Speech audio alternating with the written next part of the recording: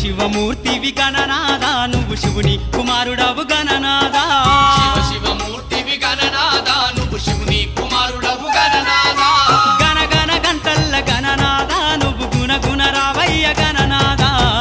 శివమూర్తివి గణనాదా నువ్వు శివుని కుమారుడవు గణనాదా శివమూర్తివి గణనాదా నువ్వు శివుని కుమారుడవు గణనాదా